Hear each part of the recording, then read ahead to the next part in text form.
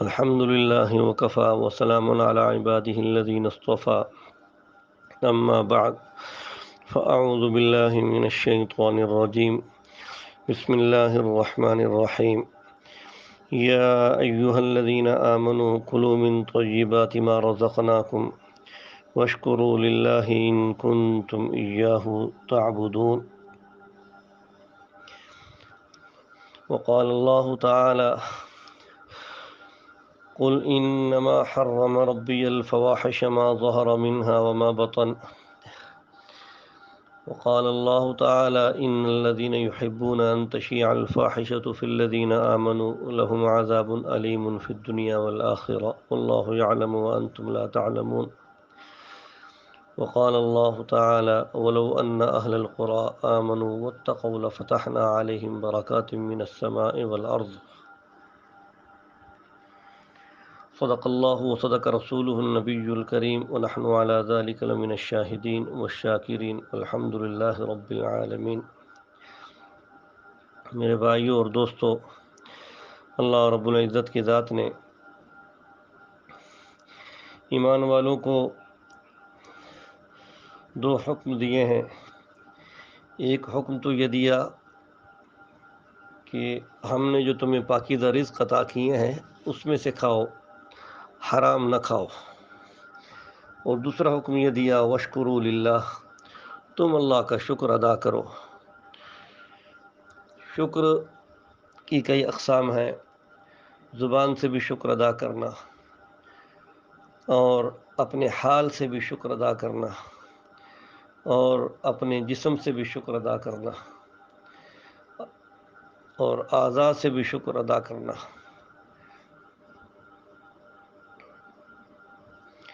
قرآن پاک میں سیدنا داؤد علیہ السلام کو بھی اللہ نے جب حکم دیا اعملوا آل داؤد شکرا، کہ داؤد کے گھر والوں عمل کرو بطور شکر کے، تو نعمتوں کا استعمال کرنا، اللہ کی ذات کی نعمتیں استعمال کریں، رزق کھائیں، لیکن ساتھ ساتھ اپنی عملی زندگی کو بھی اللہ کے حکموں کے تابع کریں۔ 5 وقت کی نماز کا اہتمام کریں، اگر کسی پر حج فرض ہے تو وہ حج فرض کا اہتمام کرے، اپنے آپ کو گناہوں سے بچائے، حرام روزی سے اپنے آپ کو بچائے۔ جتنے حرام ذرائع ہیں، رشوت ہے، سود ہے، اس کی جو صورتیں رائج ہیں اس وقت، ان سے اپنے آپ کو بچائے۔ حضرت سفیان ثوری عظیم محدث ہیں، رحمہ اللہ، فرماتے ہیں کہ جس طرح ناپاک کپڑے دھونے کے لیے پاک پانی کا ہونا ضروری ہے، کہ پاک پانی کے بغیر کپڑے پاک نہیں ہوتے، اسی طرح گناہوں سے بچنے کے لیے اور مقبول نیکیوں میں لگنے کے لیے حلال روزی بھی ضروری ہے۔ اگر روزی حرام کی ہو تو گناہوں سے بچنا ممکن نہیں ہوتا، اور روزی حرام کی ہو تو مقبول اعمال نصیب نہیں ہوتے۔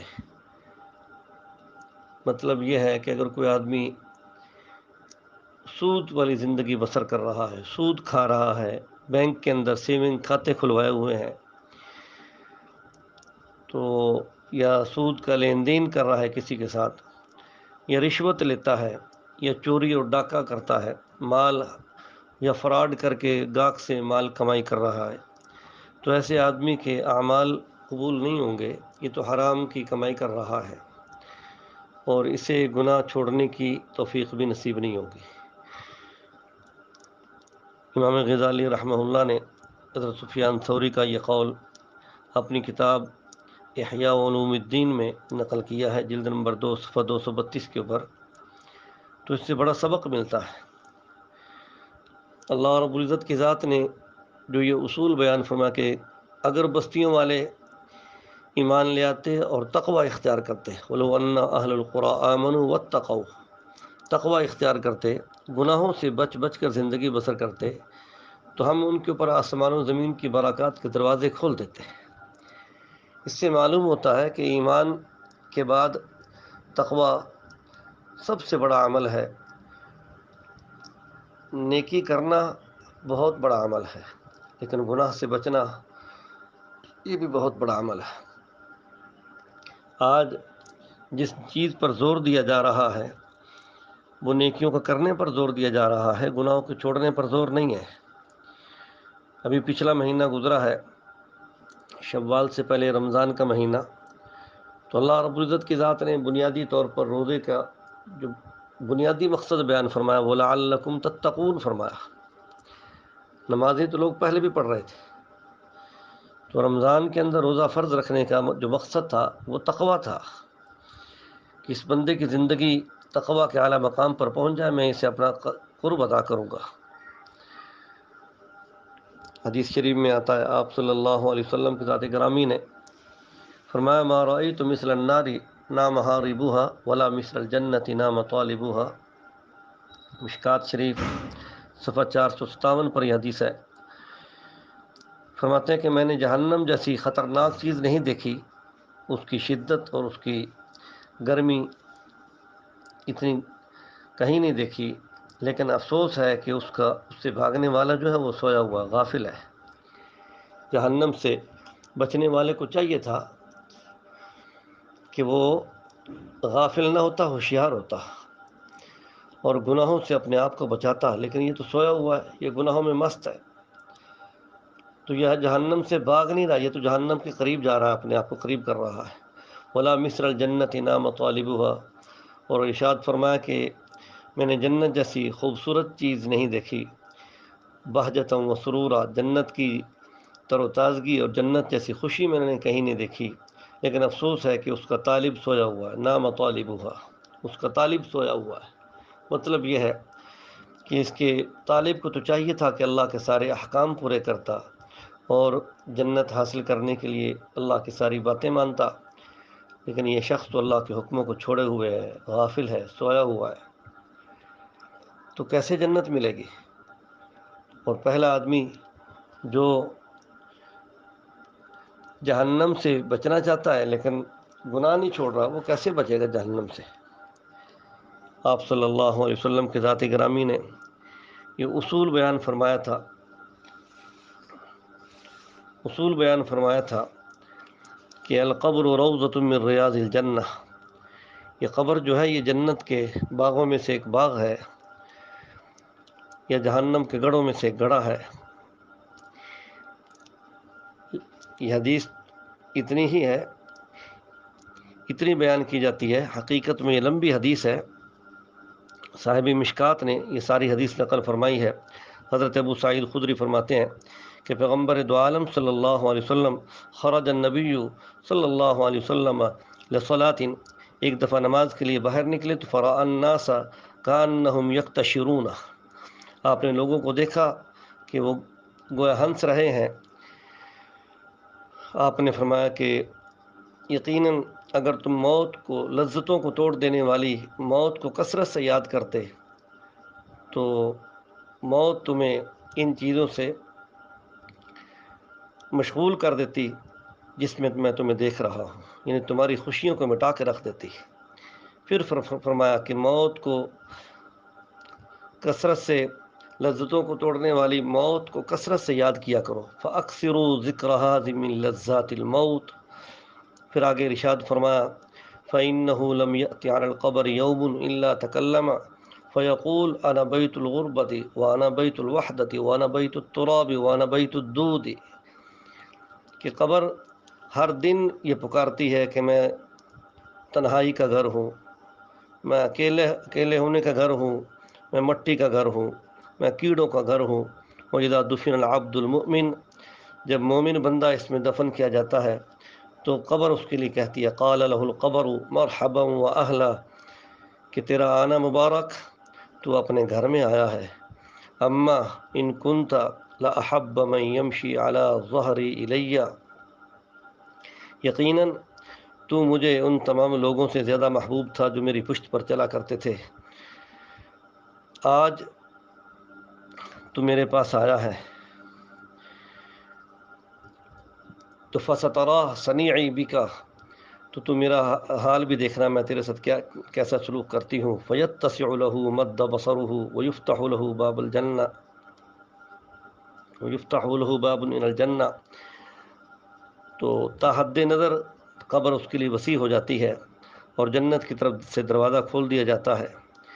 یعنی حدیث شریف میں اس بات کی وضاحت کر دی گئی کہ یہ دنیا کی جو جنت ہے جہاں دفن کیا جاتا ہے میت، اسی دنیا کی قبر کے اندر یہ ساری صورتحال ظاہر ہوتی ہے، اور اس جسم کے اندر روح کا تعلق قائم ہوتا ہے، اور یہ بندہ مومن سوال و جواب دینے کے بعد اللہ اس کا قبر کے ذریعے سے اکرام فرماتے ہیں، جنت کا دروازہ بھی کھولتے ہیں، اور اس کو ساری سہولتیں اللہ فراہم کرتے ہیں۔ وَإِذَا دُفِنَ الْعَبْدُ الْفَاجِرُ أَوِ الْكَافِرُ، اس کے برعکس جب مجرم گناہ کبیرہ کرنے والا بندہ دفن کیا جاتا ہے، یا منکر ایمان منکر اسلام دفن کیا جاتا ہے کافر، تو قبر اس کے لیے کیا تھی؟ لا مرحبا ولا اہلا، نہ تیرا آنا مبارک، نہ تو اپنے گھر میں آیا ہے۔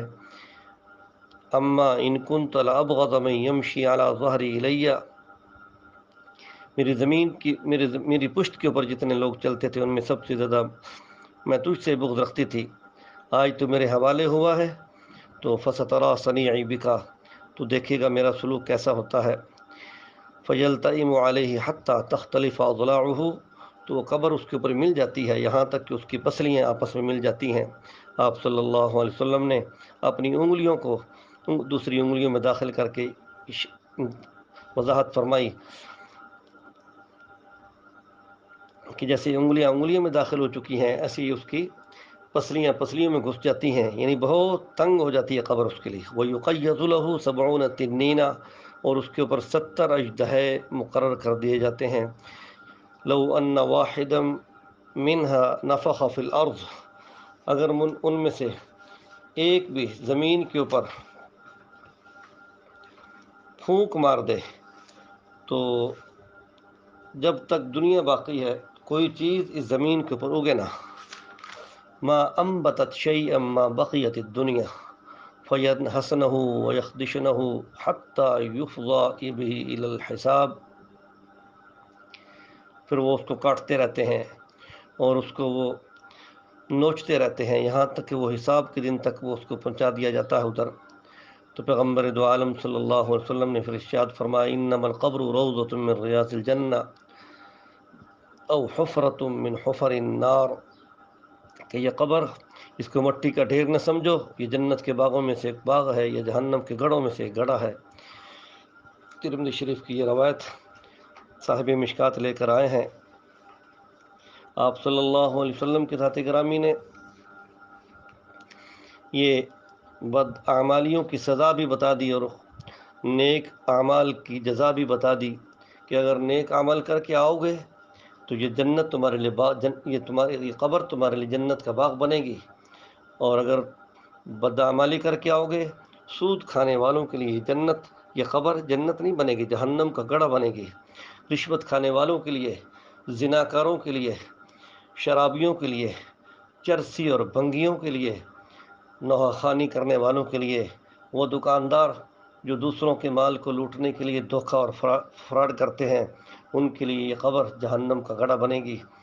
اس لیے کچھ حیا کرو، سود کھانے والوں اپنے آپ کو سود کھانے سے بچاؤ۔ پیغمبر دو عالم صلی اللہ علیہ وسلم نے ارشاد فرمایا کہ سود کا انجام قلت ہے، کثرت نہیں ہے۔ یہ مت سمجھو کہ سود تمہارے مال کو بڑھائے گا، اللہ کا فیصلہ ہے یمحق اللہ الربا، اللہ سود کو مٹاتے ہیں، وہ یربی الصدقات، اللہ صدقات کو بڑھاتے ہیں۔ تو صدقے کی اللہ تعالیٰ حفاظت فرما کے اس کو قیامت کے دن جہنم سے بچنے کا ذریعہ بنا دے گا، لیکن سود کو مٹائیں گے اور سود کھانے والوں کو، سود کا لین دین کرنے والوں کو، سود کا رواج کرنے والوں کو اللہ مٹائیں گے۔ اس لیے آج سب سے زیادہ جو ملک کے اندر عذاب آیا ہے مہنگائی کا، اس کے اسباب کے اندر سود کا لین دین اور سود کا رواج، سود کو جتنا رواج دیں گے اتنا ملک کے اندر تنگی پیدا ہوگی۔ یہ ذہن میں رکھیے، اللہ رب العزت کے واضح احکام کو ٹھکرا کر یہ حکمران کبھی کامیاب نہیں ہو سکتے۔ ملک کو، ملت کو کامیاب کرنے والا میرا اللہ ہے۔ حکومتوں کے بدلنے سے حالات نہیں بدلا کرتے، اعمال کے بدلنے سے حالات بدلا کرتے ہیں۔ نبی رحمت حضرت محمد مصطفیٰ صلی اللہ علیہ وسلم نے ارشاد فرمایا کہ قال ربکم عز وجل، تمہارا رب جو بڑی عزت والا ہے، جلیل ہے، جلال والا ہے، وہ فرماتے ہیں، یہ حدیث قدسی ہے، لو ان عبیدی اطاعونی، کہ اگر بے شک میرے بندے میری اطاعت پر اتر آئیں، یعنی میرے حکموں کو ماننے پر اتر آئیں، تو لاسقیتہم المطر باللیل، تو میں رات کے وقت ان کے اوپر بارشیں برساؤں، واطلعت علیہم الشمس بالنہار، دن کے وقت ان کے اوپر سورج کو طلوع کروں، ولم اسمعہم صوت الرعد، اور میں ان کو بجلی کی آواز کی کڑک ان کے کانوں میں نہ سناؤں، ان کو نہ سننے دوں، یعنی بڑی پرسکون بارش برساؤں۔ مشکات شریف صفحہ 454 پر یہ حدیث ہے۔ آپ صلی اللہ علیہ وسلم نے اس میں اشارہ فرما دیا کہ اعمال پر اترو، اعمال سے حالات بدلتے ہیں، توبہ سے حالات بدلتے ہیں۔ آپ سورۃ ہود پڑھیں، حضرت ہود علیہ الصلوۃ والسلام کی قوم عاد کے اوپر جب مشکل وقت آیا، 3 سال تک قحط پڑا، بارش نہیں آئی، مسلسل فصلیں خشک ہو گئیں، جانور بھوک پیاس سے مر گئے، انسان بلک رہے ہیں، علاقہ چھوڑ گئے بستی والے۔ آپ صلی اللہ علیہ وسلم نے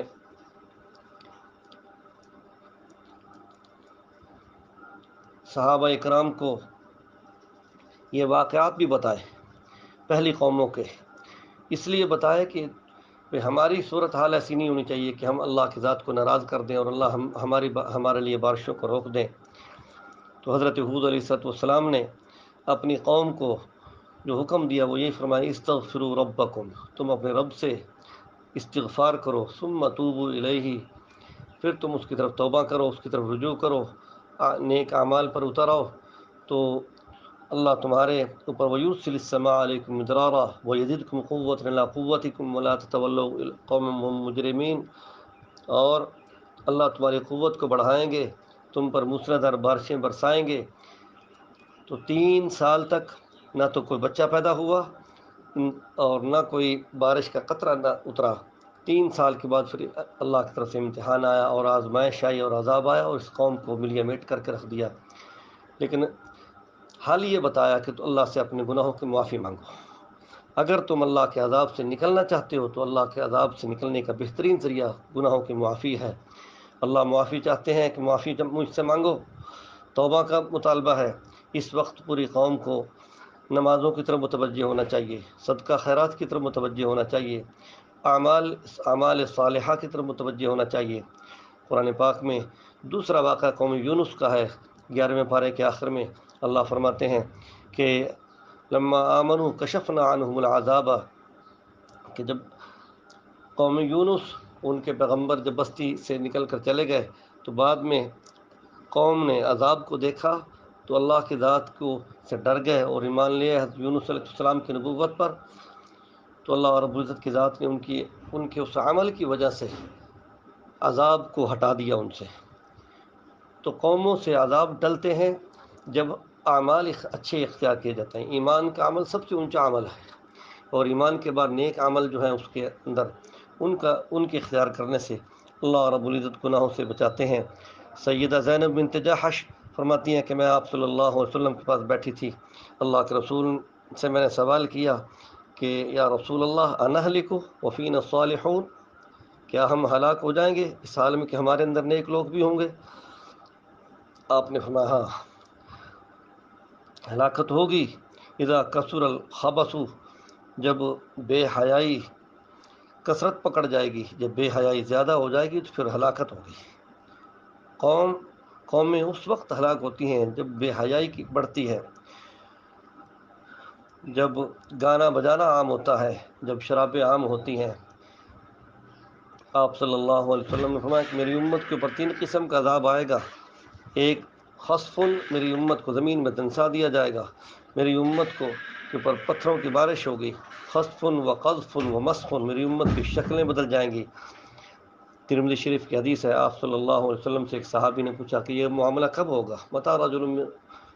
قال رجل متى یا رسول اللہ، کہ اللہ کے رسول یہ کب ہوگا؟ آپ نے فرمایا کہ اذا ظہرت القینات وشربت الخمور،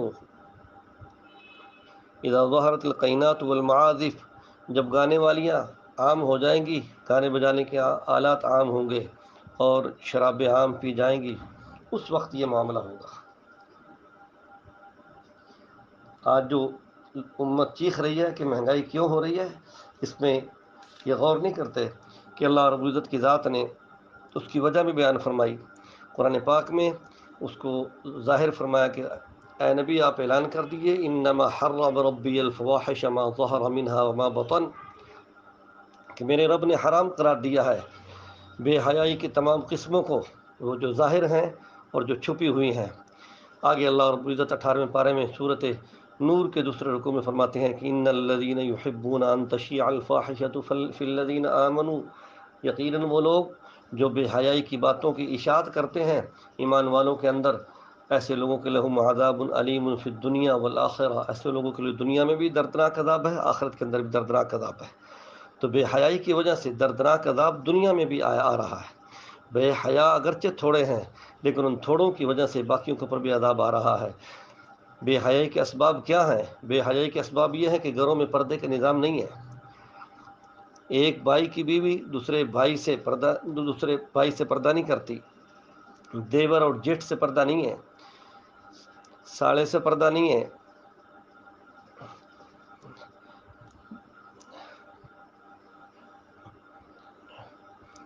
آج جس ماحول کے اندر امت جا رہی ہے، جن گناہوں میں مبتلا ہے، وہ گناہ جب تک چھوڑے گی نہیں تو کہاں اللہ کی رحمت برسے گی۔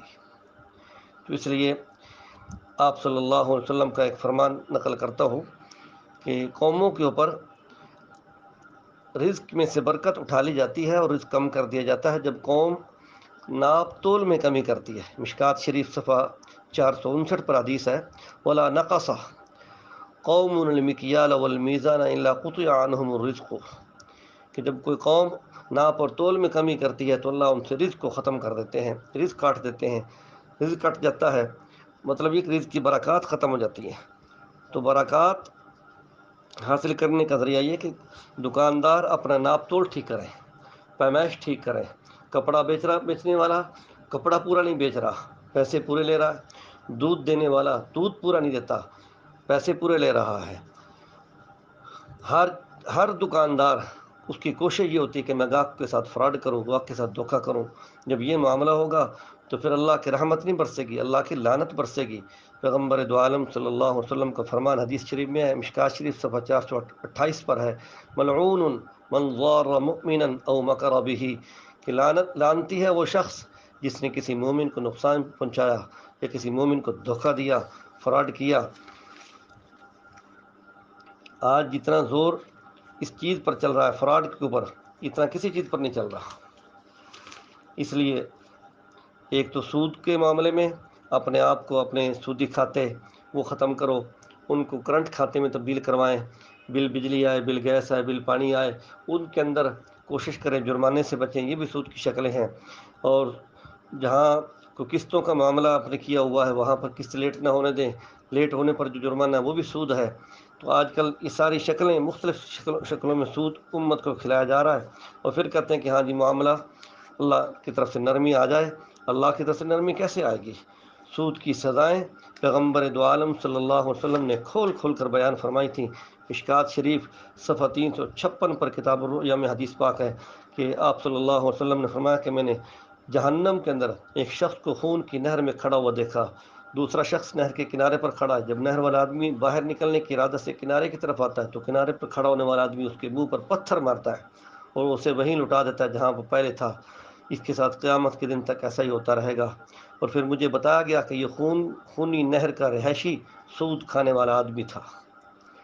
پھر آپ صلی اللہ علیہ وسلم فرماتے ہیں، مشکات صفحہ 246 پر حدیث ہے، حضرت جبریل کے ساتھ کہ میں جہنم کے مناظر دیکھتے ہوئے میں نے کچھ لوگوں کو دیکھا، وہ بڑے بڑے پیٹوں والے ہیں اور ان کے پیٹوں میں سانپ ہیں جو باہر سے نظر آ رہے ہیں۔ میں نے جبریل سے پوچھا یہ لوگ کون ہیں؟ تو کہا یہ لوگ سود کھانے والے ہیں۔ آپ صلی اللہ علیہ وسلم کو مختلف شکلوں میں سود کھانے والوں کی صورتیں دکھائی دی گئی۔ آج امت میں کون ہے جو ان حدیثوں کو سن کر ڈر جائے اور سودی معاملہ ختم کر دے؟ ہم لوگ بھی تو باز نہیں آ رہے۔ آپ صلی اللہ علیہ وسلم کی ذات گرامی نے تو سود خوروں سے معاہدے ختم کر دیے تھے. فرمایا کہ میں ان لوگوں سے صلح نہیں کرتا جو سود کھانے والے ہیں، خواہ وہ کافر ہوں خواہ وہ مسلمان ہوں. آپ صلی اللہ علیہ وسلم کی ذات گرامی کا یہ خط حضرت عامر فرماتے ہیں میں نے خط پڑھا. آپ نے فرمایا کہ ان اکلتم الربا فلا صلح بیننا وبینکم. اہل نجران کے ساتھ جو خط و کتابت ہوئی اس میں فرمایا کہ ہمارے درمیان اور تمہارے درمیان صلح نہیں ہوگی اگر تم سود کھاؤ گے. وقان النبی صلی اللہ علیہ وسلم لا یصالح من یأکل الربا. اللہ کے رسول اس بندے سے صلح نہیں کرتے تھے جو سود کھایا کرتا تھا. سود کھانے والے سے کیا صلح ہوگی؟ مصنف ابن ابی شیبہ کتاب البیوع باب اکل الربا. تو کوشش کریں اپنے معاشرے کو، اپنے ماحول کو سود سے بچائیں. آپ صلی اللہ علیہ وسلم نے فرمایا اذا ظہر الزنا والربا فی قریۃ، جب کسی بستی کے اندر زنا عام ہو جاتا ہے، سود عام ہو جاتا ہے، تو وہ بستی والے اپنے اوپر اللہ کے عذاب کو حلال کر لیتے ہیں. الترغیب و ترہیب میں یہ حدیث پاک موجود ہے. تو اس لیے اپنے ماحول کو پاک کریں. اور بے حیائی میں نے عرض کیا ایک تو بے پردگی سے بے حیائی آتی ہے، دوسری بے حیائی تصویر کی کثرت سے. آج تصویر کی کثرت کتنی ہو رہی ہے آپ جانتے ہیں. گھر گھر کے اندر بچے کے ہاتھ میں ٹچ موبائل ہے اور تصویروں کی بھرمار ہے. اس تصویری فتنے کی وجہ سے اللہ کو کتنی تکلیف ہوتی ہے آپ حیران ہوں گے. تفسیر مظہری پارہ نمبر 22 سورۃ احزاب اس کی آیت نمبر 57 کے تحت حضرت اکرمہ جو عبداللہ ابن عباس کے شاگرد ہیں وہ فرماتے ہیں ان الذین یؤذون اللہ ورسولہ.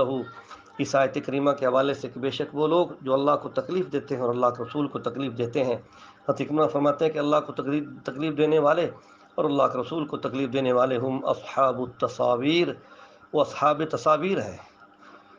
آگے حضرت ابو ہریرہ کی روایت اور عبداللہ بن عباس کی روایت نقل فرمائی تصویر کشی کرنے والوں کے متعلق.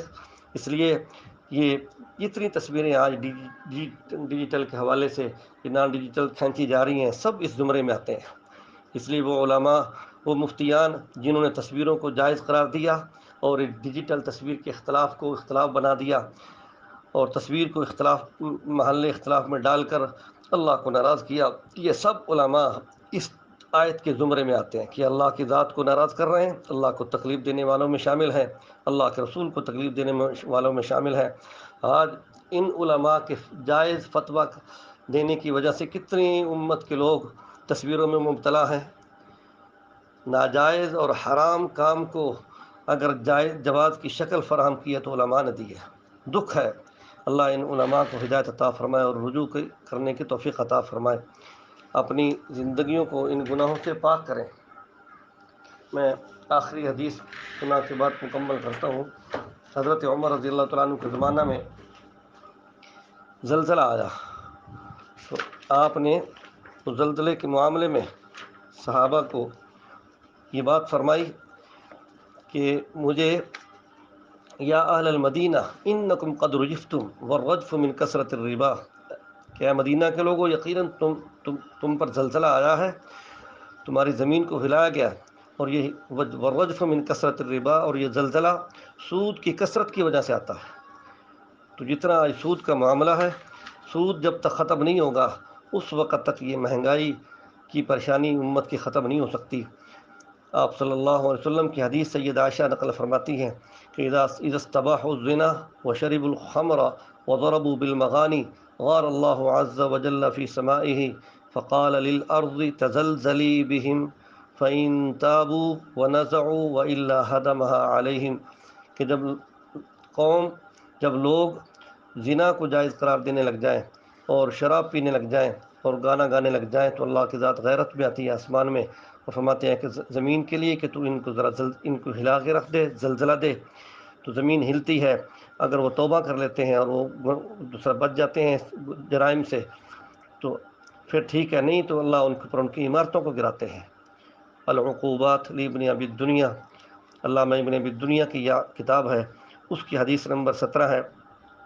بارکف یہ جرائم ہیں، یہ گناہ ہیں، ان گناہوں سے بچیں گے تو پھر یہ اس کی زمین کی اور آسمان کی برکات نصیب ہوں گی، مہنگائی کا زور ٹوٹے گا. اللہ ان ظالم بادشاہوں کے دلوں کے اندر غرباء اور عوام کا رحم ڈالے گا اور یہ زمین کے حالات درست ہو جائیں گے.